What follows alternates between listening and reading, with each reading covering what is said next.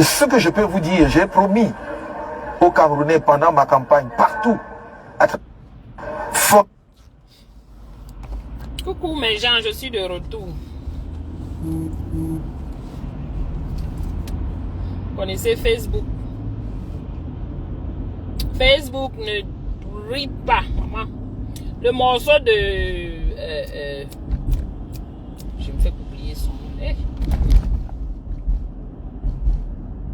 La pyro de Mbangala a bloqué mon direct. Mais bon, c'est pas grave. C'est pour ça que j'ai effacé pour relancer mes gens. Bon, j'ai pas effacé le direct, hein, c'est encore sur ma page. Je vais voir ce que ça fait. J'ai quand même mis que je n'ai pas les droits d'auteur. Donc, on verra. Repartagez le direct, mes gens. Repartagez, repartagez. Je vais juste cette fois-ci passer la vidéo du professeur Maurice Kamto. Il a eu une interview là, donc c'est quand même bien de l'écouter. 10 minutes. Partagez, partagez.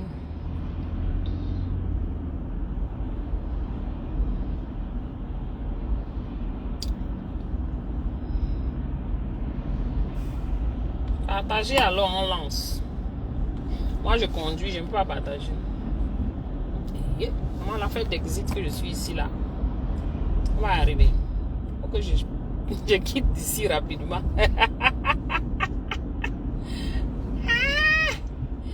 Ah, maintenant, il me faut utiliser la ruse pour entrer de l'autre côté.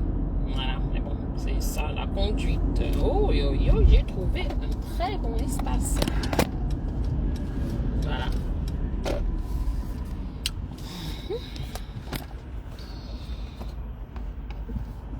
J'ai dit que ma bijou.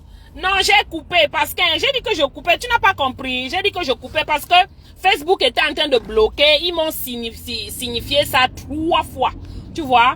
Donc, je n'ai pas voulu que quelque chose se passe sur la page. Déjà, la page est slow. Tu vois, non?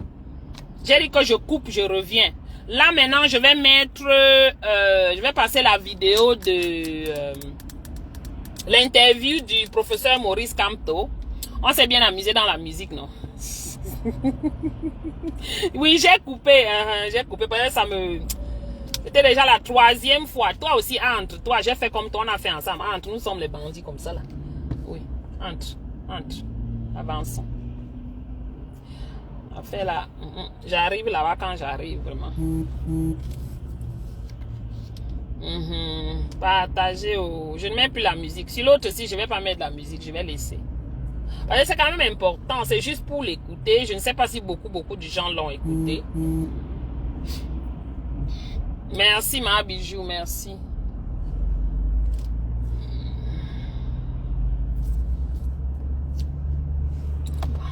Ici, c'est à très froid, pardon, on baisse un peu le chaud.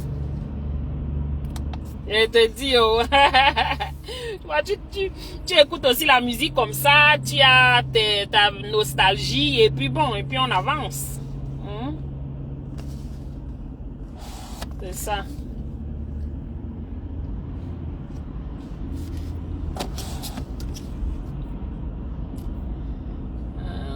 Ça fait plaisir de temps en temps.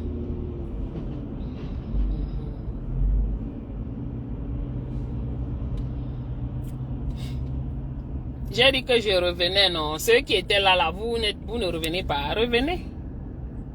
Hein? J'ai dit que je coupais et je relançais.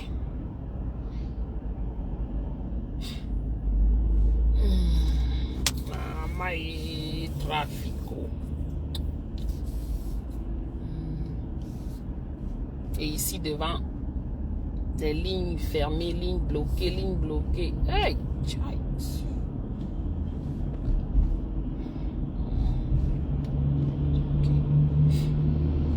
ok, je peux passer alors la vidéo, l'interview. Fondamental. Et je crois que c'est cela aussi que les populations attendent, c'est qu'elles vous voient à la tâche. C'est qu'elles voient que vous ne dormez pas. C'est qu'elles voient que vous ne participez pas à la gabegie, à la distraction des biens publics et des fonds publics. Mais qu'elles voient que vous avez une vraie volonté d'améliorer la situation. Je crois qu'on peut éviter la déception si une fois que vous avez montré votre détermination à être sur la brèche chaque jour, vous arrivez à créer la dynamique qui fait que la population vous rejoigne dans cette action. Et là, il n'y a aucun risque de décevoir. Si vous êtes président, vous iriez vivre au palais des Toudi? C'est le palais de la nation. Je ne me suis jamais posé cette question. Il n'y a pas de raison qu'on n'y vive pas. Mais certains ont pris ça pour faire leur propriété privée au professeur Maurice pendant ma campagne, partout, ils ont à pris travers l'affaire là pour faire pour avec. si effectivement j'avais été en capacité de gouverner, si je suis en capacité de gouverner demain, je demanderai à des Camerounais venant de toutes les régions du pays, Toti. probablement de chaque arrondissement du pays, Partage, non, Toti, viennent, que j'ouvre les portes du palais du Toudi pour qu'on y entre ensemble, pour qu'on voit ensemble. C'est leur palais d'abord. Parce que le président de la République n'est qu'un locataire. D'ailleurs, c'est pas moi qui ai inventé la formule. Il est là parce que le peuple l'a élu. Ça ne peut pas être son palais. Ça ne doit pas être, comment dirais-je, une forteresse. Vous voyez, personne ne sait. En tout cas, la plupart des Camerounais ne savent pas à quoi ça ressemble. Donc moi, je vais ouvrir grand les portes du palais pour qu'ils découvrent justement ce monument, cet immeuble qui est le symbole du pouvoir exécutif et qui est en fait le symbole du pouvoir que eux, en tant que souverains, mettent à la disposition de l'élu. Vous avez été incarcéré, 9 mois de prison pour incitation à la destruction de biens publics, si je ne me trompe pas. Comment vous avez vécu cette incarcération? D'abord, nous avons fait l'objet d'une arrestation arbitraire parce que c'était sans aucun titre ni mandat. Deuxièmement, nous avons été incarcérés. J'étais en prison pendant 9 mois de manière illégale, totalement illégale. C'est une allégation. Vous dites qu'on a allégué que nous avons fait destruction de biens publics. Il s'agissait en l'occurrence de la destruction d'ambassades. Parce que sur le terrain au Cameroun, là où nous avons marché, personne ne peut vous dire qu'il y a eu la moindre violence, la moindre brutalité sur qui que ce soit, même pas sur un passant. On n'a même pas bousculé des gens sur le trottoir ou les vendeurs à la sauvette. Tellement nous avions pris le soin de dire à nos militants, c'est une marche pacifique. Si les gendarmes chargent, vous vous asseyez, vous mettez les mains en l'air pour qu'on ne dise pas que vous êtes en posture d'agression et vous chantez l'hymne national. Et c'est exactement ce qu'ils ont fait. Quand on les a gazés, quand on les a arrosés de jets d'eau, pire, quand on a tiré à bout portant sur 4 de nos camarades à balles réelles, même là, les populations, les foules qui marchaient n'ont pas riposté. Donc c'est injuste. On a donc trouvé comme un seul prétexte ou motif à nous coller, d'abord pour susciter de l'émotion auprès des populations camerounaises en disant, voyez, ce sont des vandales, ils ont détruit l'ambassade à Paris, ils ont vandalisé l'ambassade, les ambassades du Cameroun à Paris et à Berlin. On n'a pas trouvé autre chose donc de nous coller cela. Ceux qui ont perpétré ces casses ont reconnu qu'ils en étaient les auteurs à visage découvert. Ils ne se sont pas cachés. Mieux, ils ont dit nous n'avons rien à voir avec le MRC ni avec M. Kamto que nous ne connaissons pas et que moi-même je ne connais pas. Je n'ai cessé de dire je ne connais pas ces personnes. Et ces personnes ont revendiqué leurs actes. Exactement. Et on a voulu nous coller cela.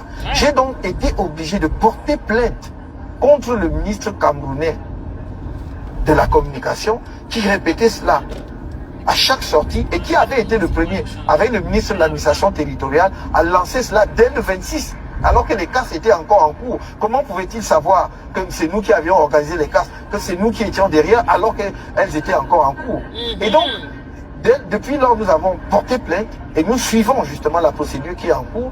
Et le gouvernement camerounais qui a prétendu avoir porté plainte contre X n'a jamais porté plainte pour savoir qui étaient les auteurs de ces casses. C'est quand même grave. Et donc nous suivons effectivement cette procédure qui nous permettra d'apporter toute la lumière, nous l'espérons, aux populations camerounaises. 9 mois de prison donc, jusqu'où vous êtes prêt à aller? Non, c'est pas prêt à aller. C'est pas un coup d'éclat. C'est pas un coup de tête. C'est un travail de longue haleine et qui est un travail permanent. Nous allons nous battre aussi longtemps que nous sommes vivants. C'est une affaire de conviction profonde. Je veux que mon pays soit au niveau où il doit être, en termes de développement, en termes de rayonnement. sur le continent africain. Nous avons un pays qui est extraordinaire, qui a une population exceptionnelle, qui a une diaspora fabuleuse, qui est une diaspora très lettrée, en très très grande partie, qui est une diaspora expérimentée, qui s'est frottée dans les entreprises, dans les institutions, dans les administrations, à la compétition, à la concurrence internationale, et qui peut nous apporter beaucoup. Et mon rôle, avec tous ceux qui sont avec moi dans le MRC, et dans la dynamique que nous avons créée à l'occasion de l'élection présidentielle, notre rôle, c'est de dire il faut rendre cela possible, c'est-à-dire non seulement la contribution de la diaspora, bien évidemment, mais l'éveil et le réveil des populations camerounaises pour prendre leur destin en main possible. Et ça, c'est un combat qui doit se poursuivre aussi longtemps que le système actuel est en place et ne fait aucune réforme qui nous permet d'avancer. Évidemment, la lutte doit continuer, on doit continuer de se battre. Maurice Kamto, tu l'appelles Maurice Kamto, c'est ton égard. Est-ce que vous estimez avoir commis des erreurs? Je n'en sais rien. Si j'en ai commis, on commet toujours probablement des erreurs, même si on n'en est pas toujours conscient. Si j'en ai commis, c'est à vous. C'est à ceux qui m'observent de dire vous avez commis telle ou telle erreur. Et à ce moment-là, soit je m'en explique, soit je prends acte. On se dirige vers la fin. Juste une petite question.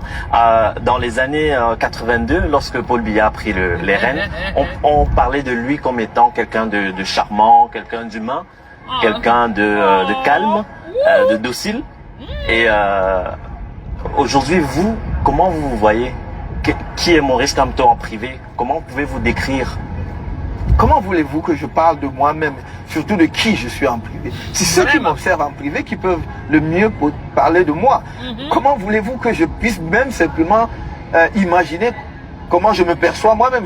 D'abord, c'est impossible psychologiquement, mentalement, c'est un exercice. Est-ce que vous vous sentez révolutionnaire? Qu'est-ce que ça veut dire révolutionnaire? Oui, si révolutionnaire s'entend de rupture avec un système qui est mauvais, un système qui nous a conduits dans l'impasse, avec un système qui est une dictature brutale et violente, oui, je suis révolutionnaire. Si révolutionnaire veut dire susciter une prise de conscience de nos compatriotes sur ce qu'est le Cameroun, son histoire, et sur ce que le monde attend de nous aussi en tant que part de la communauté humaine, oui, je suis révolutionnaire en ce sens que je veux rompre avec l'Africain qui est courbé, l'Africain qui n'a aucune estime pour lui-même, l'Africain qui croit qu'il n'a rien à apporter sur la scène du monde. Oui, à ce moment-là, oui, je dis je suis révolutionnaire sans hésiter. Et ça ne chauffe pas. Merci Maurice Kamto. C'est moi qui vous remercie. Voilà. Voilà. Ce n'est que cette vidéo-là. Très belle vidéo, très beau. Attendez.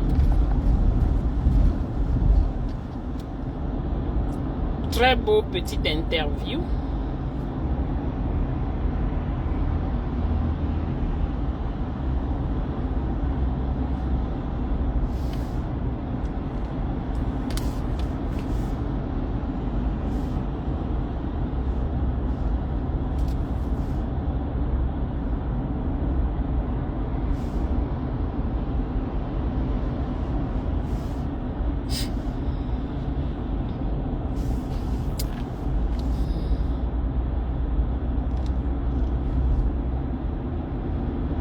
Maman, le trafic veut ma mort ici, c'est chaud. Je ne sais pas.